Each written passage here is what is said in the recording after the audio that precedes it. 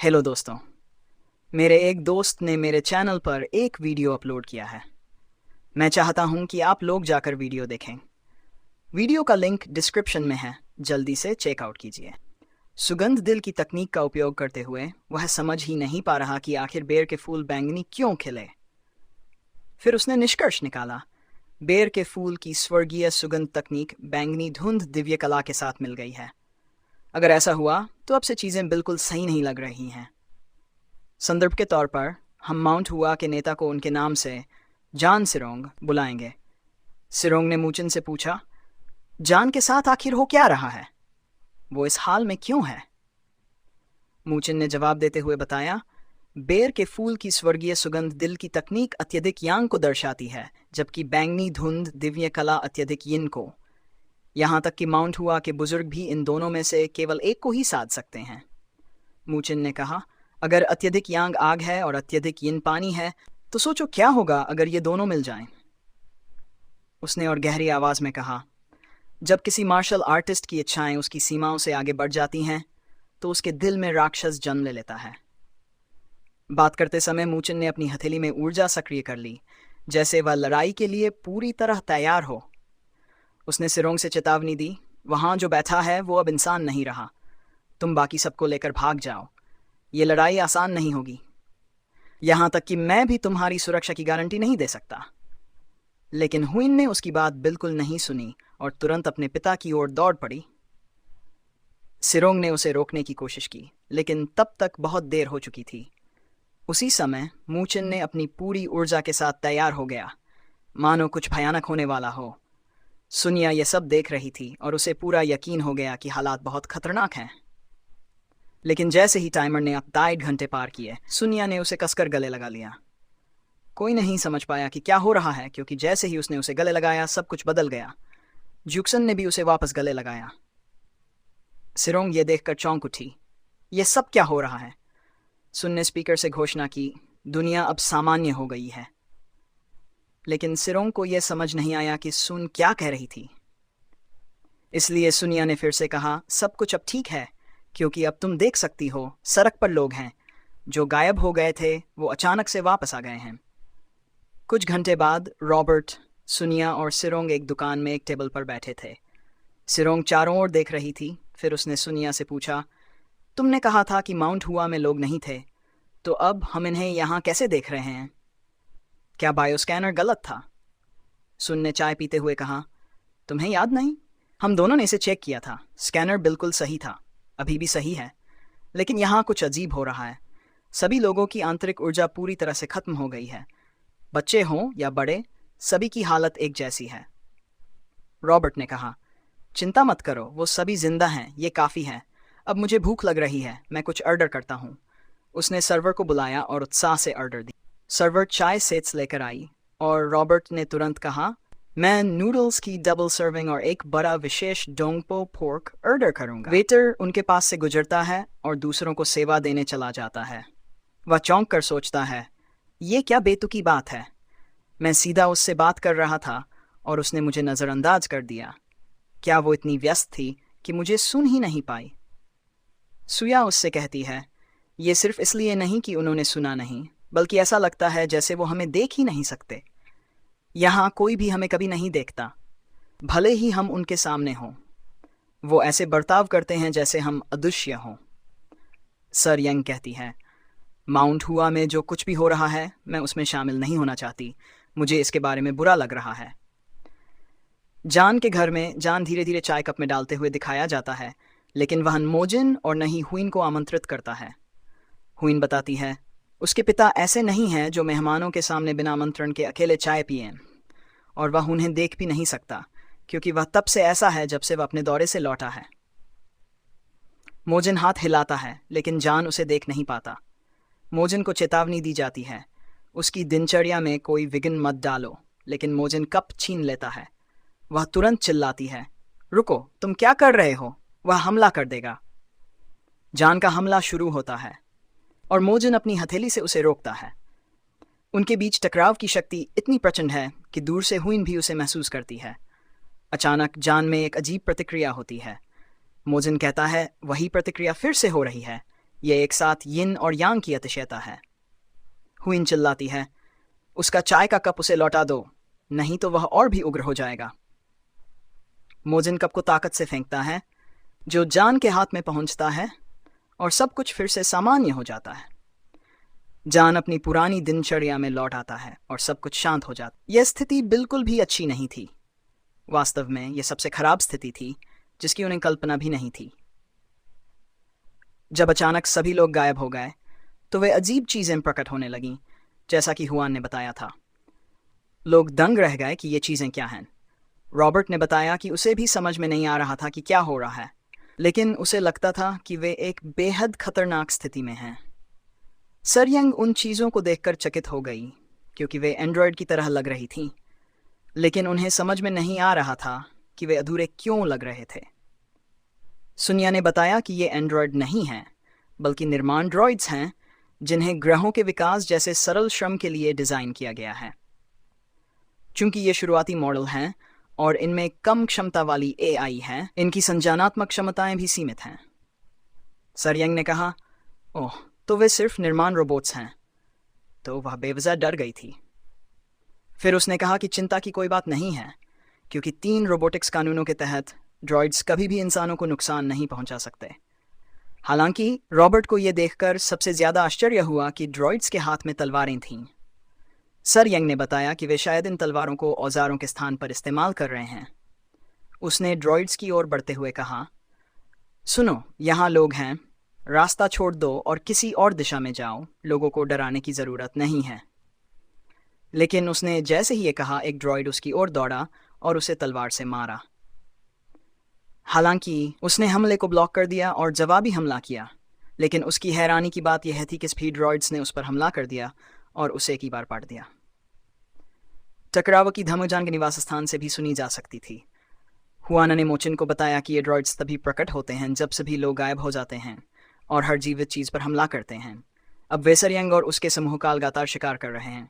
हुआना ने यह भी बताया कि जब वह अपनी यात्रा पूरी करके लौटी तो उसे भी हमला किया गया था, लेकिन उसके पिता की मदद के बिना वह शायद बच नहीं पाती। अज्ञात कारण से ये ड्रॉइड्स कभी भी उसके पिता के पास नहीं आए। भले ही बाकी सभी लोग गायब हो गए थे, उसके पिता वहीं बने रहे। मोचिन ने कहा कि उसके पिता अपनी पूरी आंतरिक ऊर्जा और आत्मा को जलाते हुए अंदरूनी राक्षसों का सामना करने के लिए तैयार हैं, क्योंकि उन्हें किसी महत्वपूर्ण चीज की रक्षा करनी है। मोचिन ने उसकी साहसिकता की सराहना की और कहा कि वह सब कुछ संभाल लेगा। फिर उसने बाहर जाकर उन लोगों का सामना करने का निर्णय लिया जो माउंट एच में इस कांड के जिम्मेदार थे। इस बीच सर यंग और रॉबर्ट घिरे हुए थे और सुनिया सर यंग के पीछे छिपी हुई थी। सर यंग को समझ में नहीं आ रहा था कि ड्रॉइड्स इंसानों पर क्यों हमला कर रहे हैं। उसने सुनिया से पूछा कि क्या ऐसा हो सकता है। सुनिया ने जवाब दिया कि ऐसा कुछ भी संभव नहीं है, क्योंकि एंड्रॉइड्स की इंटेलिजेंट सिस्टम अभी भी 3 रोबोटिक्स कानूनों का उल्लंघन नहीं कर सकती, इसलिए इंसानों पर हमला उनके लिए संभव नहीं है। सर यंग ने पूछा, फिर ये सब ऐसा क्यों कर रहे हैं? क्या ये खराब हो गए हैं या शायद वे हमें इंसान मान नहीं पा रहे हैं? इसी दौरान रॉबर्ट के दिमाग में ख्याल आया, क्या ये एंड्रॉइड्स इंसानों पर हमला करने में सक्षम हैं? क्या ये लड़ाकू एंड्रॉइड्स हैं? ड्रॉइड्स ने उन्हें घेर लिया और हमला करने के लिए चार्ज किया। सर यंग ने तुरंत सुनिया से कहा कि वह मजबूत रहे और अच्छी तरह छिप जाए, जबकि वह खुद उनके हमलों को रोकने की कोशिश करे। लेकिन उसे आश्चर्य हुआ कि ड्रॉइड्स को गिराया जा रहा था और वे सभी विस्फोट कर रहे थे। हमला करने वाला व्यक्ति रॉबर्ट था, जिसने बताया कि ये ड्रॉइड्स नहीं बल्कि आयरन गंगी हैं, पुनर्जीवित शव या जॉम्बी। सियर यंग और उसकी टीम हजारों ड्रॉइड्स से घिरी हुई थी और इसी समय कुछ लोग उन्हें कैमरे से देख रहे थे। वे अपने मास्टर को सूचित कर रहे थे कि जहाज का नेता ब्लेजिंग डेविल टैंग सियर यंग है और उसके बगल में बुद्धिमान एंड्रॉइड सुनिया है। रुको, क्या मेरी सुंदर छोटी सुंजा इंसान नहीं बल्कि एक एंड्रॉइड है? ये एक बड़ा मोड़ है। उसने मास्टर को बताया कि रॉबर्ट कार्लाइल उत्तरी गैलेक्सी कम्बैट यूनिट के पूर्व फर्स्ट सर्जेंट हैं, विशेष सामरिक विभाग से।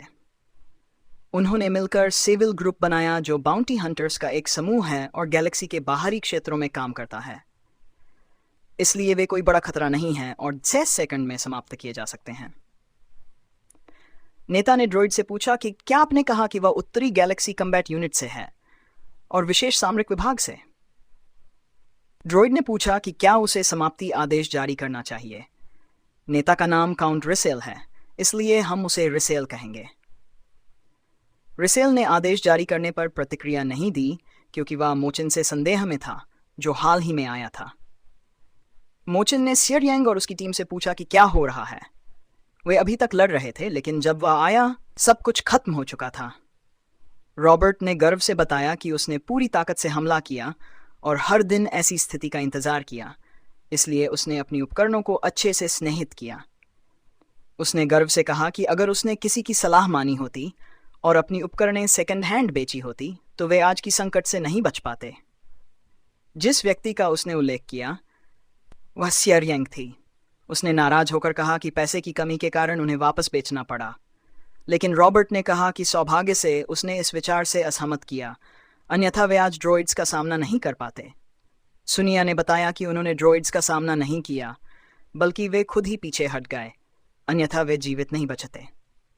मोचिन ने बेवकूफ़ी से पूछा कि ये चीज़ें ज़मीन पर क्या हैं? क्या ये आर्मर हैं? उसने पूछा कि क्या आप लोग इन धातु की चीज़ों को पहनते हैं? सियर यांग ने कहा कि यह आर्मर नहीं है, बल्कि एक ड्रॉइड है, या आप इसे रोबोट भी कह सकते हैं। मोचिन ने कहा, ड्रोबोट? आप क्या कह रहे हैं? क्या आप एक ऐसी भाषा में बात कर सकते हैं जिसे मैं समझ सकूं? सियर यांग थककर बैठ गई और कहा कि वह समझेगा नहीं, भले ही समझाने की कोशिश करें।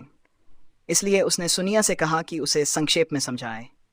सुनिया ने मोचिन को बताया कि इसे एक मशीन के रूप में सोचें जो एक व्यक्ति की तरह सोच और कार्य कर सकती है। लेकिन मोचिन ने दंग रहकर सुनिया का सिर हटा दिया और पूछा, वह क्या है? सियर यांग ने कहा, क्या तुमने उसे नहीं बताया? सुनिया ने कहा कि हम व्यस्त थे, इसलिए मैंने उसे नहीं बताया कि मैं एक ड्रॉइड हूं। इसी समय रिसेल टूटे हुए ड्रॉइड्स के माध्यम से उन्हें देख रहा था। ड्रॉइड ने रिसेल से कहा कि मोचिन डेटाबेस में दर्ज नहीं है और वह एक आंतरिक ऊर्जा ड्राइव नहीं रखता, जो दर्शाता है कि वह एक प्राकृतिक व्यक्ति है। रिसेल ने कहा कि मोचिन की मूर्खतापूर्ण हरकतें दिखाती हैं कि वह चिंता का विषय नहीं है, लेकिन मुख्य समस्या रॉबर्ट है। उसने ड्रॉइड से कहा कि अगर रॉबर्ट उत्तरी गैलेक्सी कम्बैट यूनिट के विशेष सामरिक विभाग से है तो वह एक एलीट सोल्जर है, और अगर वह फर्स्ट सर्जेंट है तो वह सबसे अच्छा है। इसलिए उसने ड्रॉइड को पूरी तरह से सतर्क रहने और रॉबर्ट की जांच करने के लिए कहा, क्योंकि वह बिना किसी ठोस उद्देश्य के माउंट हुआ में नहीं आया होगा। मिल्की वे के किसी कोने में एक जहाज अद्वितीय गति से चल रहा था, हेवनली डेमन सेक्ट जिला की ओर। रॉक और चुन रॉक ने जहाज का स्वागत करने के लिए आए। एक व्यक्ति जहाज की सीढ़ियों से नीचे उतरा और रॉक तथा चुन रॉक की ओर बढ़ा। रॉक ने उस व्यक्ति को धन्यवाद कहा, इतनी दूर आने के लिए धन्यवाद, अधिकारी। अधिकारी ने लंबी यात्रा की वजह से हंसते हुए प्रतिक्रिया दी, लेकिन यह चौंकाने वाली बात थी कि वह दक्षिणी कैलिफोर्निया का अधिकारी चोड़ी था, जो आकाशीय दानव पंथ के आपदा सुरक्षा मुख्यालय केंद्रीय समिति का प्रथम श्रेणी अधिकारी है। संदर्भ के लिए हम उसे डेन कहेंगे। डेन ने रॉक को बताया कि उसकी यात्रा काफ़ी थकाऊ रही, इसलिए जो भी वह उसे दिखाने वाला है वह उसकी यात्रा के प्रयास के लायक होना चाहिए। कुछ समय बाद वू को व्हील चेयर में ले जाकर डेन के सामने पेश किया गया। डेन ने वू के सिर पर पड़े निशान में कुछ असामान्य देखा या नहीं, ये जानने के लिए डी से पूछा। डी ने अपनी छोटी कदकाठी के कारण टेबल पर चढ़कर जांच की और वू से पूछा कि क्या उसे दर्द हो रहा है। वू ने जवाब दिया कि दर्द काफ़ी कम हो गया है, लेकिन उसके सिर में लगातार गर्मी महसूस हो रही है। यह सुनकर डेन चकित हो गया और पूछा, क्या आप केवल गर्मी महसूस कर रहे हैं, दर्द नहीं? वू ने हाँ में उत्तर दिया। अचानक डेन ने वू के सिर पर एक और प्रहार किया, जिससे वू की जीभ लगभग कट गई, लेकिन वह शिकायत नहीं कर सका क्योंकि डेन उसका सुपीरियर था। डेन ने मामले के बारे में विचार किया, जबकि रॉक ने वू के सिर पर हाथ रखा और कहा कि उसके निशान में कुछ अंतर है, क्योंकि मूल निशान सूज गया है, लेकिन उसकी हथेली की स्ट्राइक इतनी सटीक नहीं है। इसका मतलब है कि यह वही मार्शल आर्ट तकनीक नहीं लगती। डेन ने उत्तर दिया कि दोनों निशान 9 यिन पाम की तकनीक से हैं। कुछ मिनटों बाद जहाज के अंदर डियन एक कुर्सी पर बैठा था, जबकि चून रॉक एक बॉक्स में भरकर भोजन लेकर आया।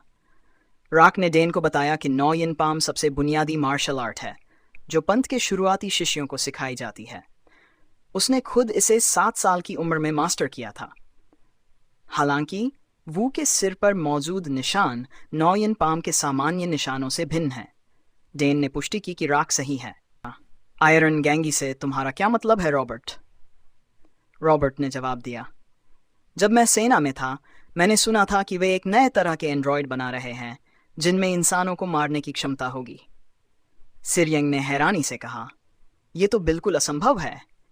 एंड्रॉयड्स के इंटेलिजेंस सर्किट्स 3 कानूनों पर आधारित होते हैं जिससे वो इंसानों को कोई नुकसान नहीं पहुंचा सकते। रॉबर्ट ने गंभीर स्वर में कहा, इन कानूनों को दरकिनार करने के लिए वे एंड्रॉयड्स में मृत लोगों के दिमाग का इस्तेमाल कर रहे हैं और इसलिए इसे आयरन गैंगी प्रोजेक्ट कहा जाता है।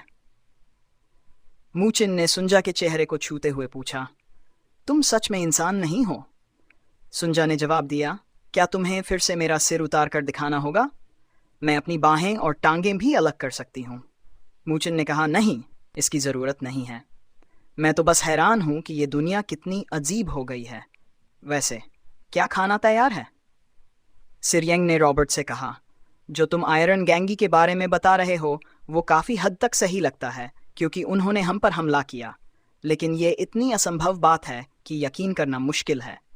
मगर जो बात और भी डरावनी है वो ये कि ये लोग एंड्रॉयड्स में इंसानों के दिमाग का उपयोग कर रहे हैं। जब उसने मूचिन की ओर देखा तो उसकी आंखों में गुस्से की झलक दिखाई दी। उसने तुरंत पूछा, तुम इतने नाराज क्यों हो?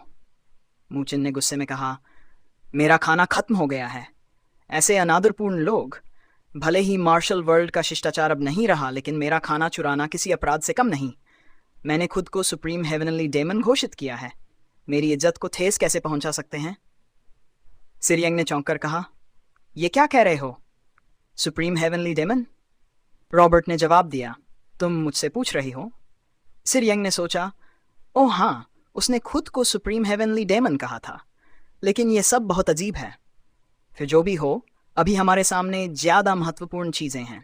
इसके बाद वह कमरे से बाहर निकल गई और रॉबर्ट व सुंजा ने उसका पीछा किया, मूचिन को अकेला छोड़कर। मूचिन ने आखिरकार खुद को शांत किया। उसने ट्रे पर पड़े सॉसेज के टुकड़ों को देखा, फिर उन्हें उठाकर खा लिया। दोस्तों, इस सीरीज़ के 3 चैप्टर बाकी हैं। मैं वह चैप्टर तभी अपलोड करूंगा जब आप लोग 300 सब्सक्राइबर पूरे कर देंगे। जैसे ही इस सीरीज़ का नया चैप्टर रिलीज़ होगा मैं उसे एक्सप्लेन कर दूंगा, इसलिए जल्दी से सब्सक्राइब कर लीजिए, वरना आप नई वीडियो नहीं देख पाएंगे।